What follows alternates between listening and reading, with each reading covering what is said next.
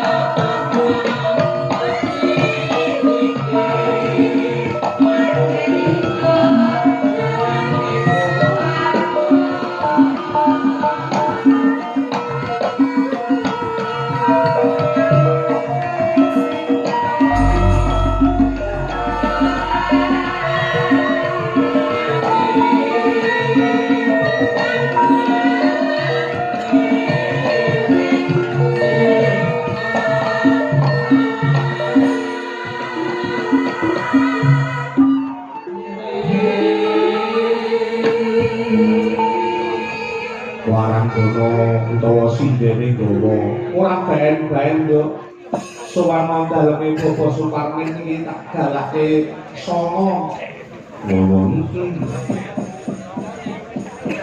yo diteruske karo Mbak Puji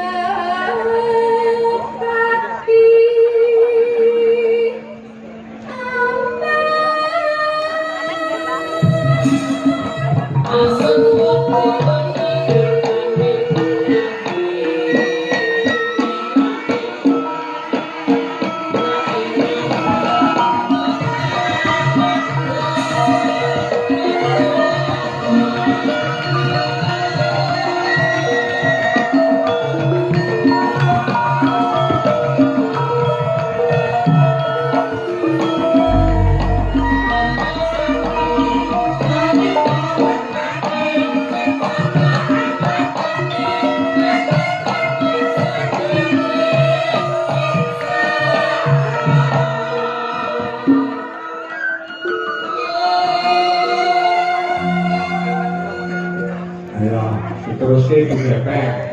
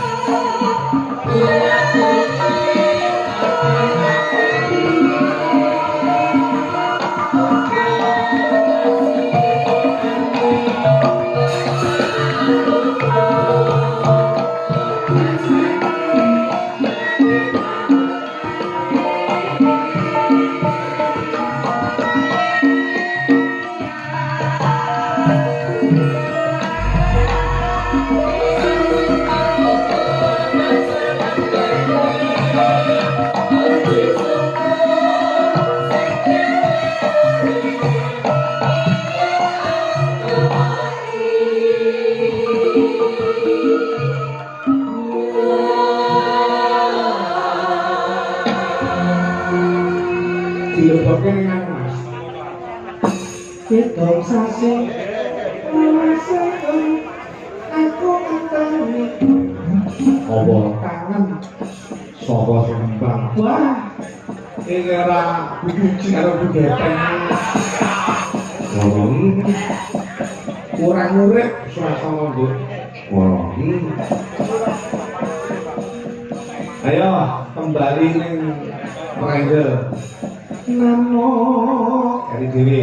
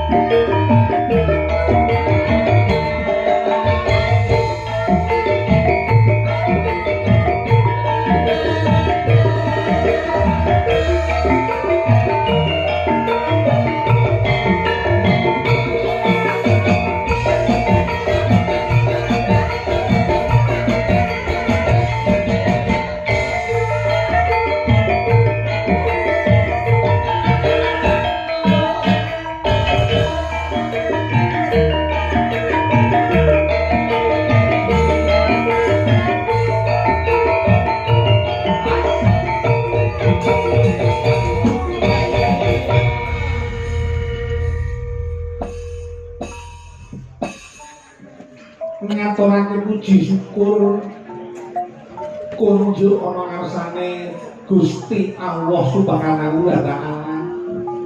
Yuang widi rasa datang moho welas asih Tuhan yang Maha Esa yo ngono ya yo.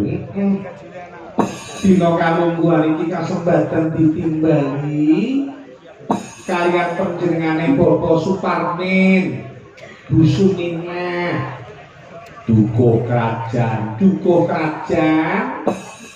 desane Nongkodono Kecamatan Kauman Ponorogo wajan tenan kok wong iki kala mangsa aja ngino marang sepadha iki tenan lho Nduk sebabe apa aku yang dulu kalau panjenengane Bapak Suparmin Ibu Suminah priyaine lugu genah geluh ngono ning PKT gede lho ngono lah cara tulung agungan Pak Suparmin iki cara anu iki tani ketut oh iya ning aja dianggep ngono ki ora duwe kedewasaan toto lan duwe jiwa kasetuan nyatane panjenengane menepati janji nalika semono panjenengane nate nadar raton aku diparingi rezeki sehat walafiat pinanjang yuswa tetukulan mulu pametu ning bumi iso mencukupi besok aku arep nganakake tasakuran kanthi nanggap wayah canggih ya wis disebut canggih ya awake dhewe aku krungu yen sing kudune mayang iki awake dhewe iki ya lagi iki mau lho umpama roh aku kudu awake dhewe regane tak dhuwurne neh lho kan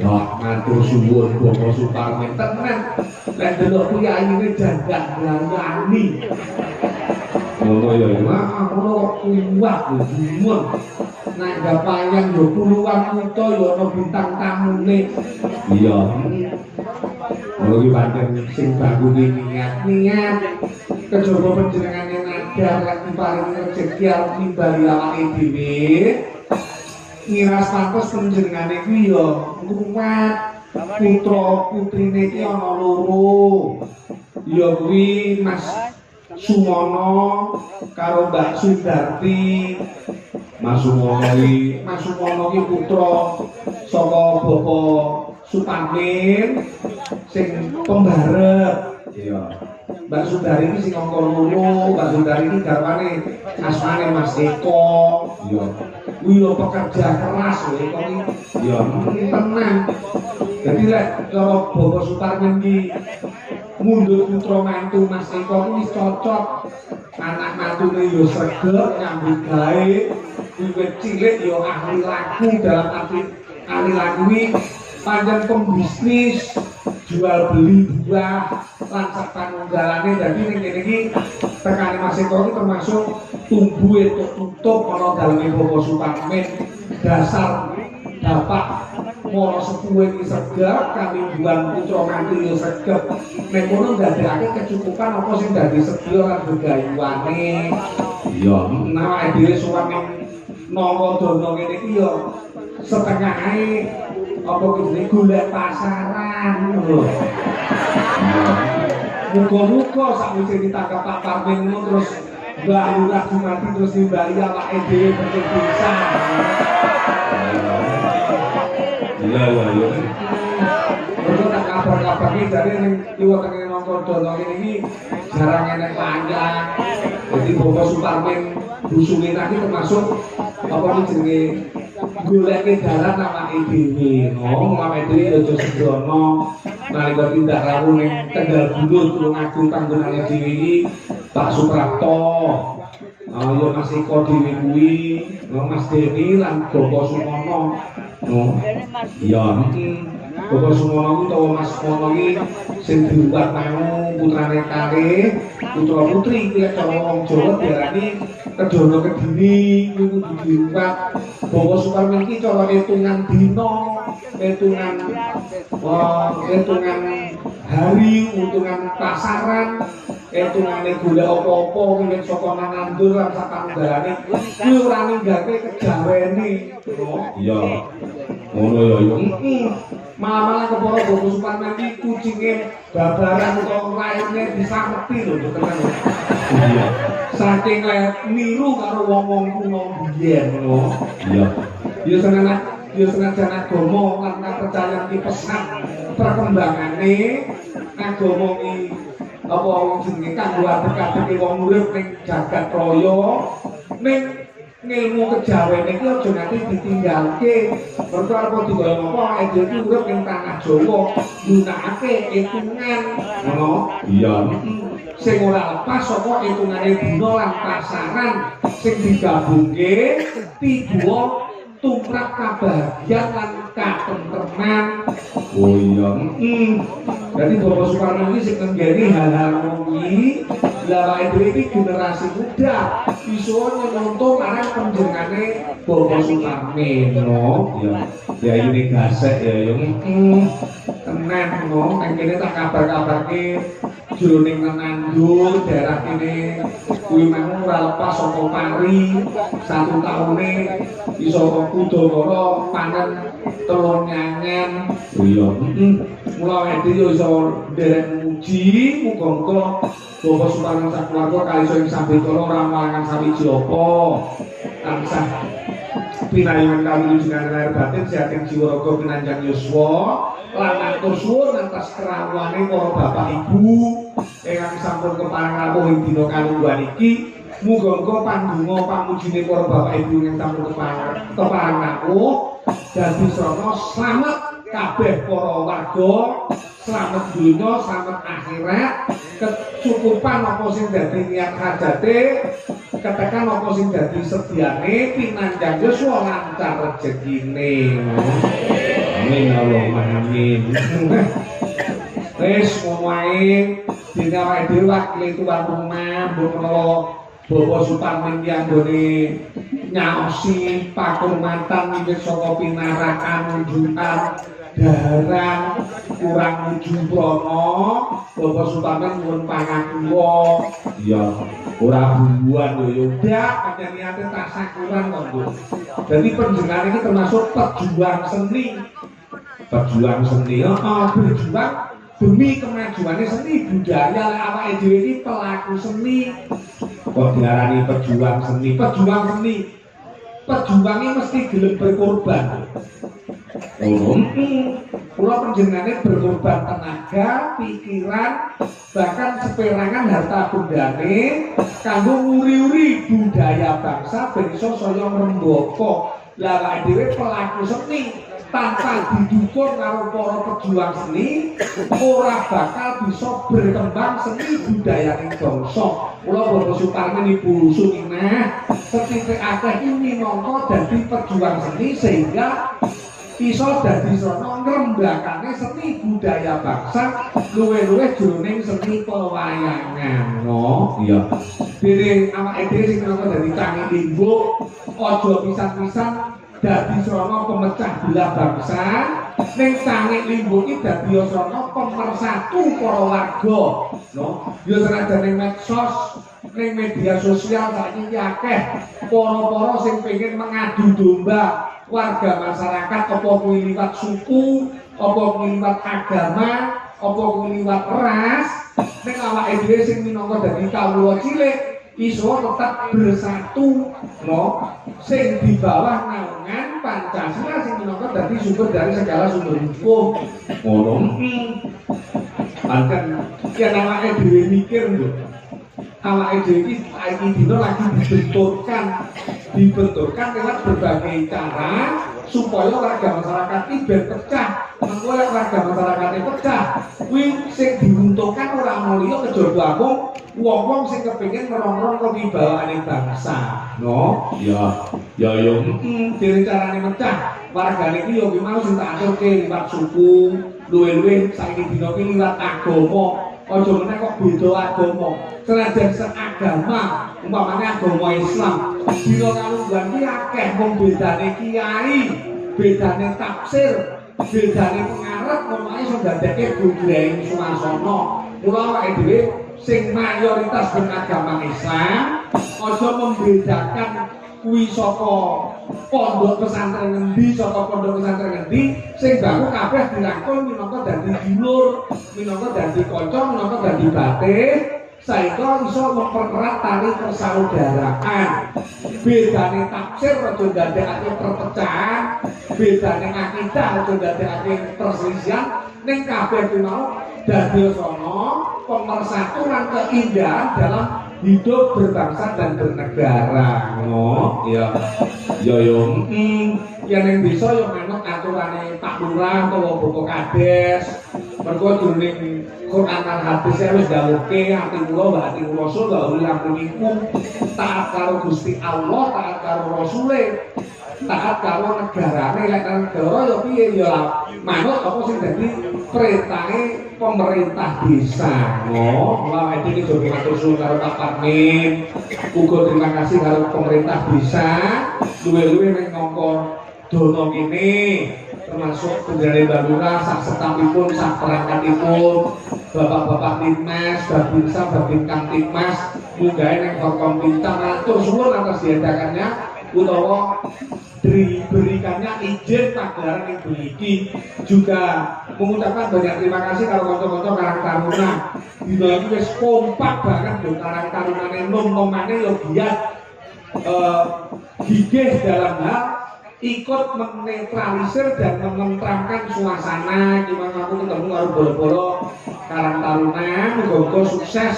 Mergo sing akeh para noman ki calone dadi apa jenenge penerus generasi tua no. Ya muga-muga yang duweni jiwa nasional. Lho, akeh-akeh sing diaturake bakune dilagi awake partai ini menghibur ya.